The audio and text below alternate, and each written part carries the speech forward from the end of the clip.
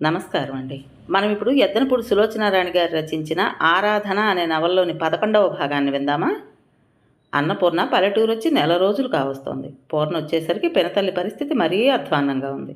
జ్వర తీవ్రతతో అపస్మారక దశలో ఉన్న ఆవిడకి పూర్ణ వచ్చినట్టే తెలియదు. కొద్దిగా జ్వరం వస్తున్నప్పుడే జాగ్రత్తగా ఉండకుండా తలనిండా చన్నీళ్లు స్నానం చేయడంతో, పూజలు పునస్కారాల పేరుతో ఒంటికి తడిబట్టలు చుట్టుకోవడంతో జ్వరం తీవ్ర రూపం ధరించడమే కాకుండా న్యూమోనియాలో కూడా దింపిందని డాక్టర్ చెప్పాడు. ఆయన చేయవలసిన వైద్యం అంతా చేశాడు, అయినా తగ్గలేదు. ఊళ్ళో వాళ్ళ సలహా మీద ఖర్చులకు చూడకుండా పక్క ఊళ్ళో ఉన్న పెద్ద డాక్టర్ని తీసుకొచ్చి కూడా చూపించారు. ఆయన వచ్చిన 5 నిమిషాల్లో రోగి పరిస్థితి పరీక్ష చేసి లాభం లేదని, సమయం మించిపోయిందని పెదవి విరిచేశాడు. అన్నపూర్ణ వచ్చిన వారం రోజులకు ఆవిడ అవిటివాడైన భర్తని, చేతికి ఇంకా అందిరాని 4 పిల్లల్ని వదిలి ఇహలోకం విడిచింది. ఇరుగు పొరుగు వచ్చారు. దగ్గర చుట్టుపక్కల ఊళ్ళల్లో ఉన్న బంధువులు కూడా వచ్చి చూసి వెళ్ళారు. వచ్చినప్పటి నుంచి అన్నపూర్ణకి ఊపిరి పీల్చుకోవటానికి కూడా వీలు లేని పని. తెల్లవారుజామున 4 లేస్తే మళ్ళీ రాత్రి 11 గంటలకి పడుకోబోయే వరకు వంచిన నడుము ఎత్తకుండా ఒకటే చాకిరి. శరీరం ఎంతగా అలసిపోయినా, ఎంత బడలికతో మంచం మీద పడుకున్నా విపరీతంగా నీరసం అనిపిస్తే తప్ప వెంటనే నిద్ర పట్టేది కాదు. కాస్త తీరిక చిక్కిన ఈ సమయంలో మనసు పరిపరి విధాల పోయేది. అనంత్ ఎలా ఉన్నాడు? అత్తగారు ఏమంటోంది? పిల్లలు ఏం చేస్తున్నారు? ఇవే ఆలోచనలు. తనున్నప్పుడు తన చుట్టూ అంతగా తిరిగే బాబు ఒక్కసారైనా పిన్ని కోసం అడిగాడో లేదో. ఒకవేళ ఆ పసివాడు అడిగినా ఆ పెద్దవాళ్ళు క్షణంలో వాడిని మరిపించగలరు. ఆ శక్తి సామర్థ్యాలు వాళ్ళకున్నాయి. రాత్రి పొద్దుపోయిన ఆ ఏకాంత సమయంలో ఒంటరితనం గూడుగట్టుకున్న అన్నపూర్ణ హృదయం ఎంత నిగ్రహించుకుందామన్నా సాధ్యం కాకుండా బాబు కోసం అర్రులు జాస్తూ ఉండేది. మళ్ళీ అంతలోనే విరక్తి కలిగేది. ఎవరు వాళ్ళు? తనకి ఏమీ కాని వాళ్ళ కోసం ఎందుకింత ఆలోచన? ప్రేమించాలన్నా, సేవ చేయాలన్నా ఈ ప్రపంచంలో మనుష్యులే లేరా? వాళ్ళ మీద ఉన్న ఈ అనుబంధం ఎప్పటికైనా తెంచుకుని తీరాల్సిందే. అది ఇప్పుడే, ఈ క్షణంలోనే ఎందుకు కాకూడదు? కానీ అన్నపూర్ణకి అది అనుకున్నంత సులభంగా కనిపించడం లేదు. తెంచుకోవాలని నిశ్చయించుకుని విరక్తి కల్పించుకుని కూడా మనసు మళ్ళీ మళ్ళీ పదే వాళ్లపైనే మళ్ళుతుంది. ఎందువల్ల? పూర్ణ పినతల్లి పోయిందన్న వార్త తెలియగానే రాజేశ్వరం వచ్చింది. ఆవిడ ఉన్న ఆ 4 రోజుల్లోనూ అన్నపూర్ణ పట్ల చూపించిన ఆప్యాయతని, ఆదరణని చూసి ఇరుగు పొరుగు ముగ్ధులయ్యారు. అన్నపూర్ణ అదృష్టం సాటిలేనిదని కొనియాడారు. అలాంటి అత్తగారిని పొందినందుకు ఆ అవిటి జీవితం ధన్యమైంది అన్నారు. రాజేశ్వరమ్మ అన్నపూర్ణతో సంప్రదించకుండానే, రంగనాథం గారు ప్రత్యేకంగా కోరకుండానే తనంతట తనే ఆయనతో, పూర్ణని కొద్ది రోజుల పాటు అట్టిపెట్టుకోండి, ఆడదలేనిల్లు, పిల్లలతో పాపం మీకు కష్టం, మీ పరిస్థితులు చక్కబడిన తర్వాత పంపుదురు గాని అంది. ఆయన కృతజ్ఞతతో కళనీళ్ల పర్యంతమయ్యారు. అన్నపూర్ణ అంగీకరించినట్లు కనిపించలేదు, తటస్థంగా ఉండిపోయింది. రాజేశ్వరమ్మ వెళ్లే ముందు కోడల్ని అడిగింది, సరోజ సంగతి ఏం ఆలోచించావే పూర్ణ? వాళ్ళు ఆ అమ్మాయి పెళ్లికి తొందరపడుతున్నారు. మీ ఇష్టం, నాదేం లేదు అన్నట్టు సంజ్ఞ చేసింది అన్నపూర్ణ. రాజేశ్వరమ్మ కోడల్ని దగ్గర తీసుకుని బుగ్గలు పుణికింది. ఎంతో ఆప్యాయత నిండిన స్వరంతో అంది, నా బంగారు తల్లివి, నీ కొండంత బుద్ధి నాకు తెలుసులేమ్మా. నువ్వు కాదనవని నాకు తెలుసు. నీ అంత మంచి పిల్లని కోడలిగా పొందడం కేవలం నా అదృష్టం అనుకో. ఆనందాతిశయంతో ఆవిడ ఇంకా ఏదేదో చెప్పేస్తోంది. అన్నపూర్ణ మధ్యలోనే ఆవిడ చేయి మెల్లగా తప్పించుకుని వెళ్ళిపోయింది. అత్తగారి దగ్గర నుంచి దొడ్లో ఉన్న బాదం చెట్టు నీడలోకి వెళ్ళి నిలబడింది. అన్నపూర్ణ కళ్ళల్లో నీళ్లు రావడం లేదు, గుండెల్లో దుఃఖం అనే మాటే లేదు. కానీ ఆంతర్యం నిండా భరించశక్యంగాని మాటలు, వాటి సెగలు పొగలు ఒళ్ళంతా వ్యాపిస్తున్నట్లు తీవ్రంగా ఉంది. ఇదివరకైతే అత్తగారి ఆ స్పర్శ, మాటల్లో ఆత్మీయదనం పన్నీటి జల్లులా అనిపించేది. కానీ ఇప్పుడు విషప్రాయంగా దోస్తున్నాయి. ఎందువల్లనో అన్నపూర్ణకి వివేకం వచ్చింది. ఇప్పుడిప్పుడే అసలు స్వరూపాలు తెలుస్తున్నాయి. ఏం ప్రపంచం ఇది! ఒట్టి స్వార్థపరులది. బలవంతులు బలహీనులను అణగదొక్కటంలోనే ఈ లోకంలో సంతోషం బ్రతుకుతోంది. నోరు లేని వాళ్ళంటూ చాలామంది ఉన్నారు కాబట్టే నోరు గల కొద్దిమంది పెత్తనం చెలాయించి రాజ్యం ఏలగలుగుతున్నారు. ఎదిరించడానికి కానీ వ్యతిరేకించడానికి కానీ ఎలాంటి శక్తి లేని పిరికి వాళ్ళ ఆశల సమాధుల మీదనే శక్తిమంతుల ఆనంద సౌధాలు నిర్మించబడుతున్నాయి. బలం ఉంటేనే బ్రతుకు. శక్తి సామర్థ్యం గల నేర్పరులకి క్రీడాస్థలం అయిపోయిన ఈ ప్రపంచంలో తనలాంటి అల్పులకి అవిటివారికి స్థానం ఎక్కడ? వాళ్ళ చేతుల్లో కీలు బొమ్మలుగానో బానిసలుగానో అవడం మినహాయించి రాజేశ్వరమ్మ వెళ్ళిపోయే రోజుగా వచ్చింది.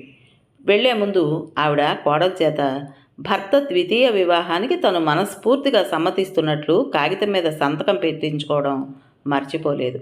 అన్నపూర్ణ సంతకం చేసింది. ఎంత నిగ్రహించుకుందామన్నా చెయ్యి వణకడం మానలేదు. సంతకం పెట్టించిన కాగితం మడిచి భద్రంగా పెట్టిలో పెట్టుకుంటూ అంది రాజేశ్వరమ్మ, నువ్వు త్వరగా వచ్చేయాలి పూర్ణ, పిల్లలు గొడవ చేస్తారు. ఆ ఇంటి పనంతా చూసే శక్తి నాకు లేదు. నువ్వు ఇక్కడ పరిస్థితులు చక్కబడగానే ఉత్తరం వ్రాయి, నేను మనిషిని పంపుతాను. అన్నపూర్ణ అలాగే అన్నట్లు తలూపింది. ఆవిడ బండిలో కాలు పెట్టిన తర్వాత కూడా హెచ్చరించింది, నీ ఉత్తరం కోసం ఎదురు చూస్తూ ఉంటానే అమ్మాయి. ఆవిడ్ని సాగనంపడానికి వచ్చిన అంతా మరోసారి అలాంటి అత్తగారిని పొందిన అన్నపూర్ణ భాగ్యాన్ని కొనియాడారు. రోజులు గడిచినాయి. దాదాపు 2 నెలలు తిరిగిపోయాయి. రాజేశ్వరమ్మ దగ్గర నుంచి ఆ మధ్య ఎప్పుడో ఒక ఉత్తరం వచ్చింది. అక్కడ అందరూ కులాసాగానే ఉన్నారని, మీరెలా ఉన్నది తెలియజేయమని. అందులో అన్నపూర్ణను రమ్మనలేదు.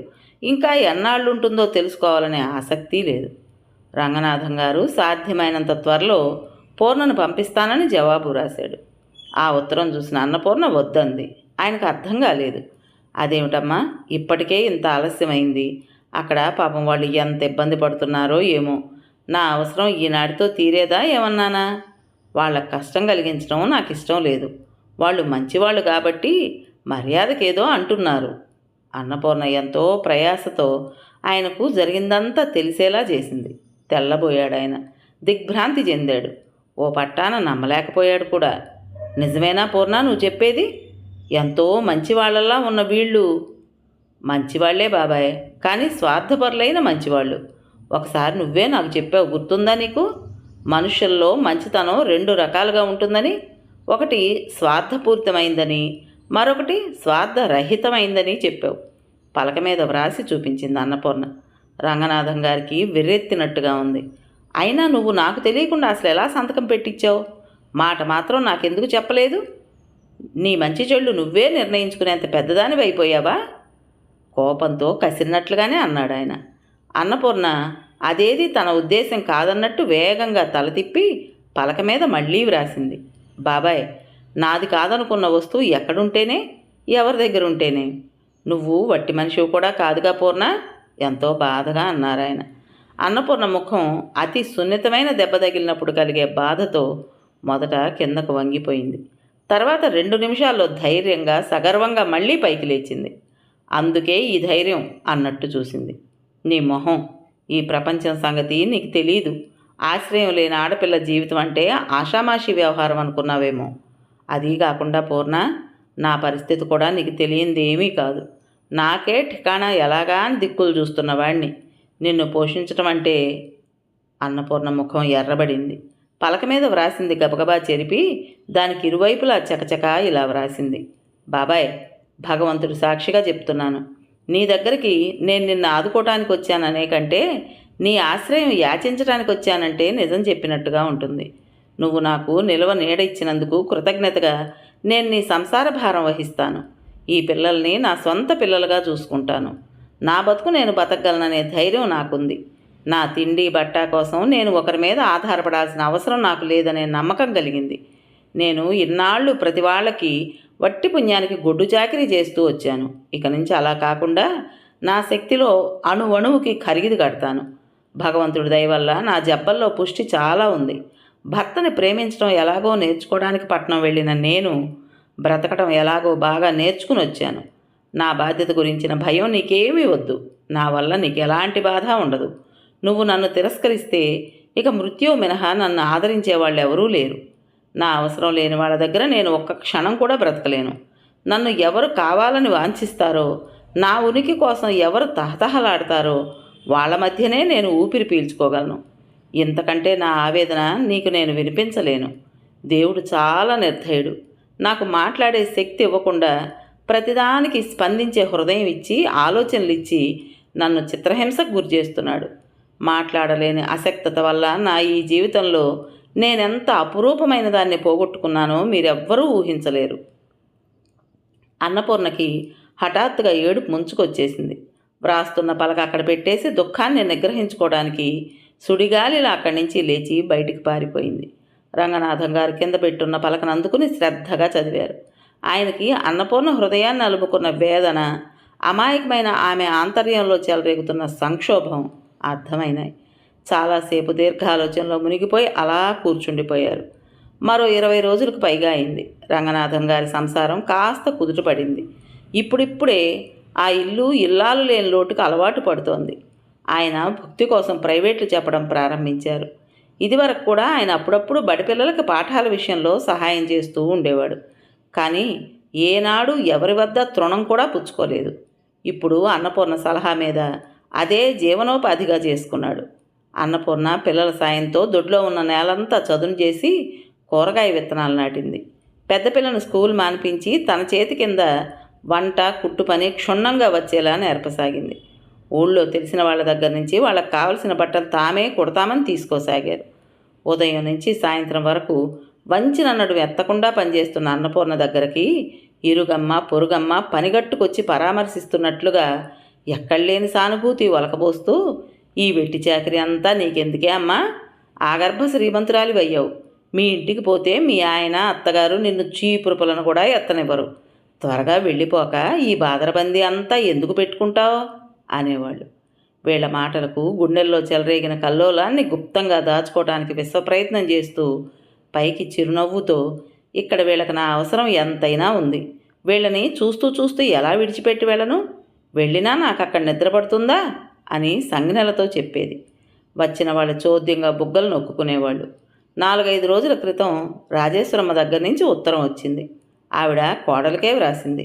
సరోజ మేనమామతో తను మాట్లాడిందని, వాళ్ళు ఒప్పుకున్నారని, పెళ్లి సాధ్యమైనంత త్వరలో క్లుప్తంగా జరిగిపోయే ఏర్పాట్లు చూస్తున్నారని, ఆ సమయానికి తప్పకుండా అన్నపూర్ణ రావాలని. నువ్వు లేకపోతే నా చెయ్యి విరిగినట్లుందే పూర్ణ. బాబు నీకోసం గొడవ పెడుతున్నాడు. ఈసారి టెలిగ్రామ్ ఇస్తాను, అది చూసిన వెంటనే బయలుదేరొచ్చేయి అంటూ రాసింది. అత్తగారి వద్ద నుంచి ఉత్తరం వచ్చిన సంగతి అన్నపూర్ణ పినతండ్రికి తెలియనేలేదు. అన్నపూర్ణకు అన్యాయం జరుగుతోందనే బాధతో ఆయన ఏదైనా గొడవ చేయొచ్చు, వ్యతిరేకిస్తూ అనంతకు ఉత్తరం వ్రాయొచ్చు. జరగాల్సిందేదో జరుగుతుంది. వాళ్ళు కావాలని కోరుకున్నదేదో చాపక్రింది నీరులా నిశ్శబ్దంగా అయిపోవాలని అన్నపూర్ణ గాఢమైన వాంఛ.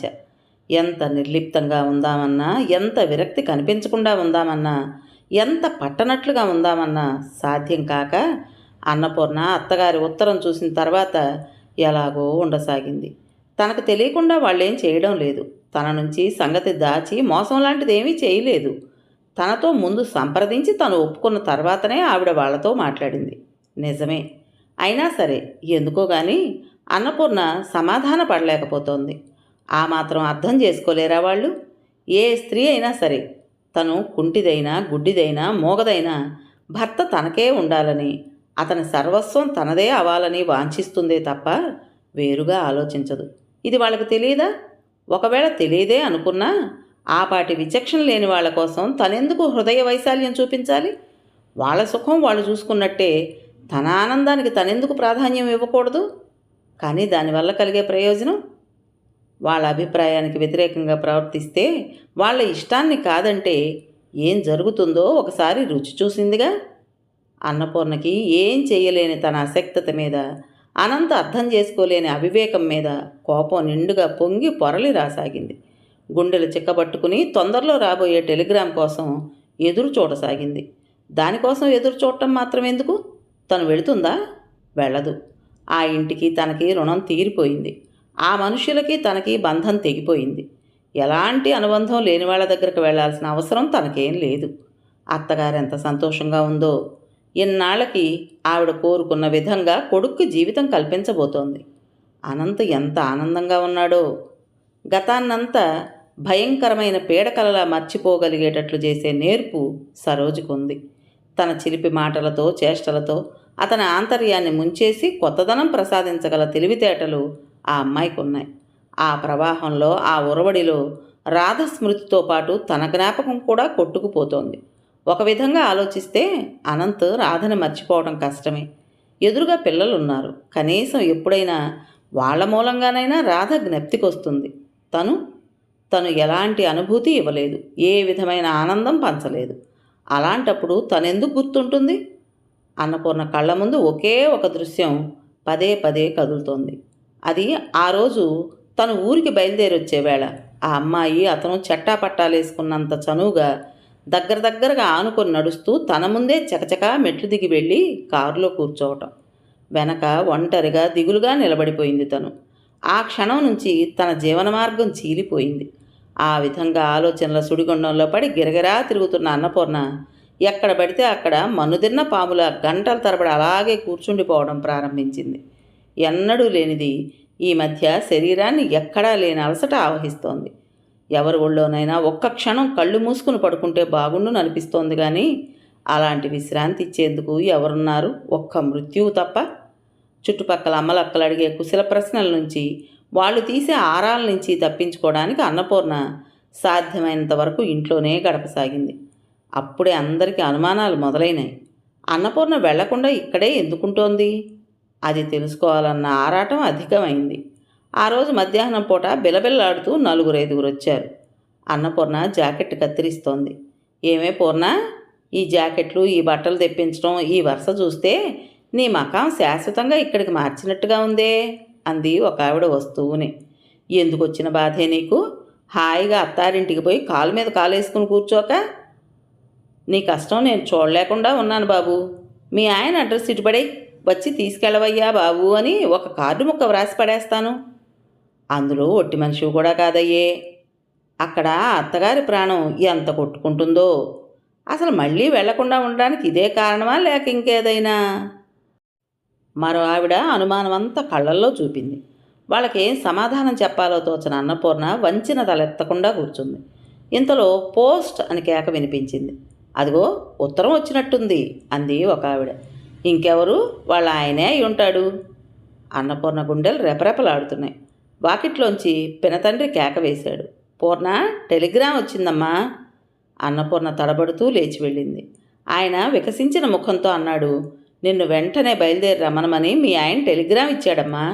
నువ్వేమిటి అర్థం లేని ఆలోచనలతో అనవసరంగా కంగారు పడ్డావు? అన్నపూర్ణ తల అడ్డంగా ఊపింది. లేదు బాబాయ్, నీకు తెలీదు. నేను వెళ్ళను. నిలబడటానికి శక్తి లేనట్లు గోడను ఆసరా చేసుకుంటూ ఆనుకుని నిలబడిన అన్నపూర్ణ పాలిపోయిన ముఖంతో నీరసంగానే అయినా స్పష్టంగా దృఢంగా తెలియజేసింది. అన్నపూర్ణకి హఠాత్తుగా అనంత ఎదురుగా కనిపిస్తే బాగుండును అనిపించింది. కసిదేర 2 చేతులు చాచి అతని కంఠాన్ని పిసికి గోళ్లతో అతని రక్తం వచ్చేటంతగా తీవ్రంగా గాయపరచాలనిపిస్తోంది. ఏం చేశాడతను? అసలు ఏ మారుమూలనో అమాయకంగా జడపదార్థంలా పడిన తన జీవితంలోకి ఎందుకు రావాలి? అణువున నరంలోనూ తనలో జీవాన్ని నింపి ఉత్సాహాన్ని పోసి ఎందుకు రెచ్చగొట్టాలి? తీరా చివరికేం చేశాడు? పాత గుడ్డపీలికనో పనికిరాని కాగితాన్నో గిరాటు వేసినట్టు దూరంగా విసిరేశాడు. ఇది అతనికి మంచిదేనా? ఎప్పటికీ కాదు, కానే కాదు. కాలపురుషుడు తన ఇనుప పాదాలతో అన్నపూర్ణ గుండెల మీద ఒక్కొక్క అడుగే వేసుకు వెడుతున్నట్టుగా వారం రోజులు గడిచిపోయినాయి. ఈ వారం రోజులు రోజూ ఒక యుగంలా గడిచింది. వాళ్ళ వద్ద నుంచి టెలిగ్రామ్ వచ్చిన తర్వాత తను వెళ్ళడం కానీ జవాబు వ్రాయడం కానీ చేయలేదు. వాళ్ళు కూడా మళ్ళీ ఎలాంటి ఉత్తరం వ్రాయలేదు. తను రాలేదని అత్తగారు ఏమైనా అనుకుందా? అనంత ఏమనుకున్నాడు? అసలు తనని గురించి ఆలోచించే తీరుబడి వాళ్ళకుందా? అన్నపూర్ణకి జీవితం హఠాత్తుగా భారంగా సుదీర్ఘంగా అనిపించసాగింది. ఎన్ని రోజులు, ఎన్ని నెలలు, ఎన్ని సంవత్సరాలు ఇలా గడపాలి? ఇదివరలో ఎడతెరిపి లేకుండా పనిచేస్తూ ఉంటే దాంట్లో ఓ విధమైన విశ్రాంతి లభించేది. ఇప్పుడు అది లేనే లేదు. ఏ పని చేయబోయినా అది మొదలు పెట్టకముందే అలసటగా విసుగ్గా అనిపిస్తుంది. ఆ రోజు మధ్యాహ్నం వేళ బలవంతాన సహనం తెచ్చిపెట్టుకుని కుట్టి ఇవ్వవలసిన జాకెట్ తీసుకుని కత్తిరించడానికి కూర్చుంది. 2 బట్టలు కూడా పూర్తి కాలేదు. ముందు గదిలోంచి అమ్మా పూర్ణ అన్న రంగనాథం గారి కేక వినిపించింది. అన్నపూర్ణ వెంటనే లేచి వెళ్ళలేదు. చేతిలో ఉన్న పని పూర్తి చేసి బట్టలు తీసి పక్కన పెట్టి వెళ్ళింది. రంగనాథం గారు ఆ ఊరి కరణం గారితో లోకాభిరామాయణం మాట్లాడుతున్నారు. పూర్ణ అక్కడికి రాగానే, ఇదిగోనమ్మా మీ ఆయన ఉత్తరం రాశాడు అని చించి ఉన్న కవర్ ఒకటి అందించాడు. కరణం గారు అక్కడ లేకపోయినట్టయితే అన్నపూర్ణ అక్కడే చదివేదేమో. అనంత్ స్వయంగా వ్రాశాడా? ఎందుకు? ఏమని? లోపలికొచ్చిన పూర్ణ ఉత్తరం తీసుకుని చూసింది. ఉత్తరం అన్నపూర్ణకు వ్రాయలేదు, రంగనాథం గారికే వ్రాశాడు. అందులో విషయం క్లుప్తంగా సూటిగా ఉంది. రంగనాథం గారికి నమస్కారాలు. నేనింత క్రితం టెలిగ్రామ్ ఇచ్చాను. అన్నపూర్ణని మీరు పంపించకపోగా ఇంతవరకు ఎలాంటి సమాధానం కూడా లేదు. ఇక్కడ బాబుకు చాలా సుస్థి చేసింది. వాడు ఇప్పుడిప్పుడే కాస్త కోలుకుంటున్నాడంటే లక్ష్మి పడకపెట్టింది. మూసిన కన్ను తెరవడం లేదు. మా అమ్మగారు లేరు, తీర్థయాత్రలకు వెళ్ళారు. నాకు క్షణం తీరిక లేదు. ఈ ఉత్తరం చూసిన వెంటనే పూర్ణను పంపండి. మీకు ఇబ్బంది కలిగిస్తే మన్నించండి. అనంత్. ఎంతో ఆత్రంగా చదివిన అన్నపూర్ణకి ఆ ఉత్తరంలో తను ఆశించిన విషయం లేకపోవడంతో ఆశాభంగమైంది. పెళ్ళి అయ్యిందా? ఎలా ఉన్నారు? ఆ విశేషాలు ఏమీ లేవు. ఇంట్లో ఇబ్బందిగా ఉంది కాబట్టి వెంటనే రావాలి. అవసరం అంటూ కలిగింది కాబట్టి తను కావాలి. అత్తగారు ఊళ్ళో లేదు.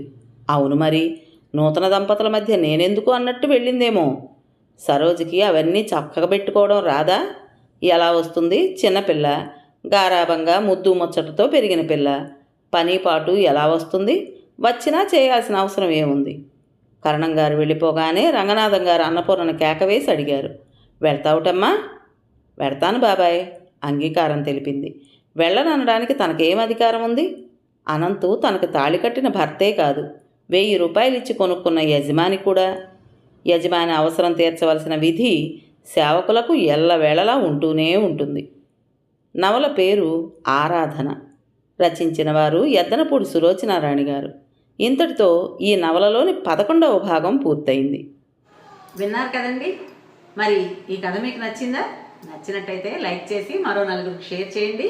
అలాగే కొత్త వాళ్ళు కనుక మన ఛానల్ని చూస్తున్నట్లయితే తప్పకుండా సబ్స్క్రైబ్ చేసుకోండి. ఉంటానండి.